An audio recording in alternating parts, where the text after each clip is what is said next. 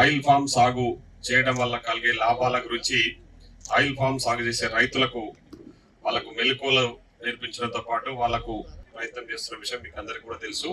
ముఖ్యంగా oil form సాగు చేస్తున్న రైతులు వాళ్ళు పంట చేతికి వచ్చినాక వాళ్ళ పంటని ఇక్కడికి తీసుకుపోయి సేల్ చేయాలనేది వాళ్ళకు ఒక ప్రశ్నార్థకంగా మిగిలింది. ఎందుకంటే ఇక్కడ నుంచి అశ్వరావుపేటకు తీసుకెళ్లి అక్కడ వరకు తీసుకుపోయే వరకు సమయము, తర్వాత ట్రాన్స్పోర్టేషన్ అవన్నీ కూడా ఇబ్బందులు కలుగుతా ఉన్నాయని చెప్పేసి ప్రభుత్వం దృష్టికి తీసుకురావడం, అది ప్రభుత్వం వెంటనే స్పందించి మీకు అందరికీ కూడా తెలుసు, మొన్న సంకిరెడ్డిపల్లి దగ్గర గత 3 months క్రితము ఈ ఫ్యాక్టరీ ఆయిల్ ఫామ్ ఫ్యాక్టరీని ఇక్కడే నిర్మాణం చేపట్టి ఇక్కడ ఉన్న రైతులందరినీ కూడా ఇక్కడే కొనుగోలు చేసేటట్టు వాళ్ళు పండించిన పంటలన్నీ కూడా ఇక్కడే కొనాలనే ఆలోచనతో మనం గౌరవ వ్యవసాయ శాఖ మంత్రి గారిని తీసుకొచ్చేసి అక్కడ ఫ్యాక్టరీ నిర్మాణానికి సంబంధించి పూజ చేసిన విషయం మీకు అందరికీ కూడా తెలుసు.